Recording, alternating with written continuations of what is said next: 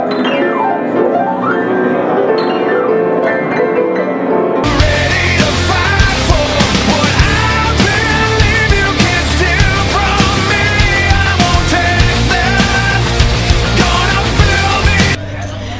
is AmbPirate with Capital Chaos here at Aftershock, and I'm interviewing Chachi and Nick from Pop Evil.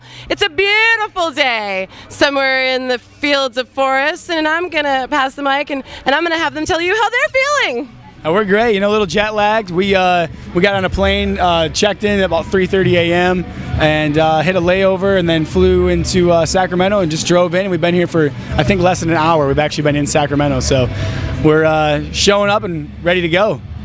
Feels good. Feels great. We got our Starbucks. That's all that matters. Yep, exactly. We're ready to roll. Starbucks is key. All right. So you guys are from Grand Rapids. You had a release of Onyx that happened in May. So now you've had a few months. Do you pay a lot of attention to what the kids say on the YouTube channels, the little comments and stuff? Are you guys like scouring to see the comments like that? I'm really not a big digger for hate mail. I don't really get on YouTube at all. I occasionally make posts on the Facebook. I'm frequently on Twitter, but no, I'm not really a big. I usually use it mainly just to respond, and mainly only really positively. I mean, there's always going to be somebody hating, especially as the band gets bigger, and it's kind of a joke that some of us make. And if nobody's saying anything bad, then we're obviously not turning enough heads. Is what we always joke around and say. So yeah, you guys are really involved with your fans. I noticed that definitely. Yeah. So what social networking site do you prefer to use on your personal time, band site? Which one are you on the most? Yeah, it kind of goes all over. My personal page, I'm usually on my Facebook the most, but when it comes to the band, it's the the band's Instagram. I'm always on there, and the band's Twitter.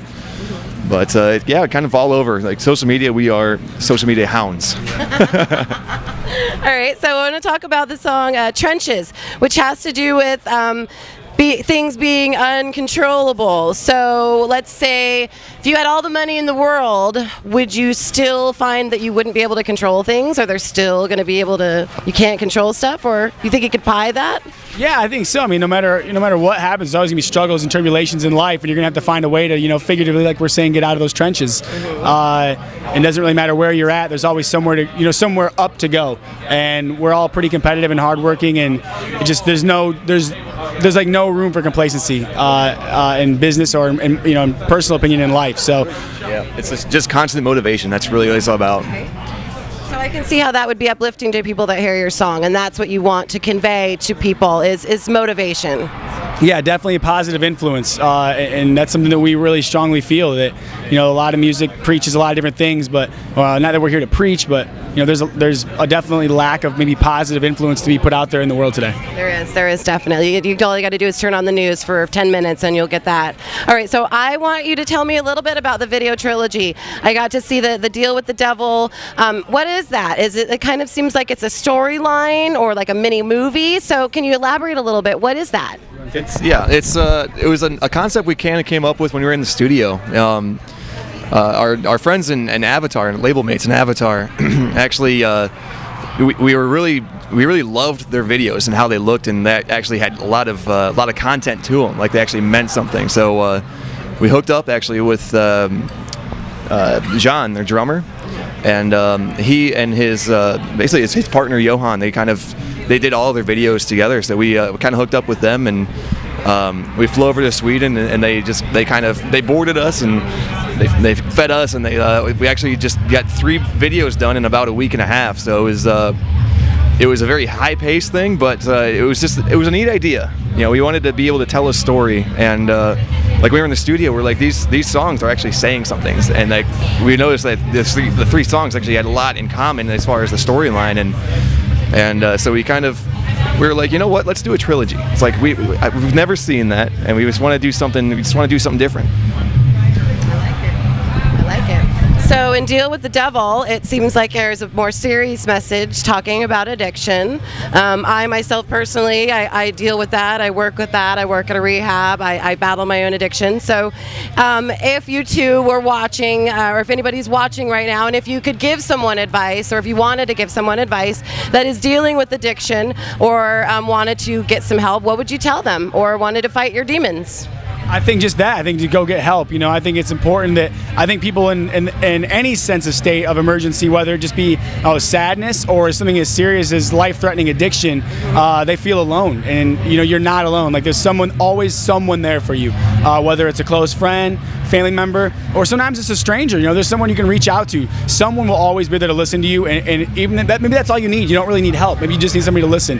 And Deal with the Devil talks about, you know, if you choose the other way, you know, if you decide not to deal with it in the appropriate way, that you're going to have to, you know, deal with the devil and the negative effects and the consequences that come with addiction and all those negative things in the world. So it's just us trying to send another positive influence and talk about, you know, there are negative consequences, you know, to your actions. So be aware of, you know, positive or negative outlook of what you're doing. Perfectly said, that we all have choices, but that we are not ever alone. There's always someone out there that will listen. So, all right. So the other thing I just wanted to ask you guys about, just because this just really impressed me, you guys tore your contract up on stage. Fucking A, dude. Can I just get a high five for that? I mean, that's just awesome. I don't know if that's a good thing or a bad thing, but that just is really impressive to me, because I'm just about rebelling against and standing up for things that you believe in. So if you want to just give me a short story on behind what led to that, or what was that about? Yeah, well, at the time, you know, we were with Universal Republic, and they basically, you know, we were having a lot of conflict with getting War of Angels released. It was delayed again, delayed a third time, and you know, basically the label, when we gave it to them, said that there were no singles on it. They didn't want it. They were uninterested in the record. We just weren't being treated what we considered to be fair. And so we found somebody else who's interested in us, which is now E1. We found a great home there, and since we have released War of Angels and now currently Onyx with E1, and we're very happy and proud of our success and a great relationship that we still have with E1. Right. So you hear that, kids? No matter who you are or what you're doing, you always stand up for yourself, no matter what. All right. Okay, guys. Is there anything else you'd like to say to your fans or to anybody that's going to watch this video? I'll go ahead and just give you an opportunity to speak your mind. Yeah, just, you know, like we talked about, positive influences, choices. Everyone has a choice. So, you know, look for help, reach out, find friends, and mom, dad, family, girl, love you guys. Thanks for supporting us. Basically, yeah, keep supporting rock music. It's in a tough place, but it's coming back. Just keep supporting. Yeah. All right. I want to thank you guys so much for meeting with Capital Chaos. We really, really appreciate it. All right. And we're out.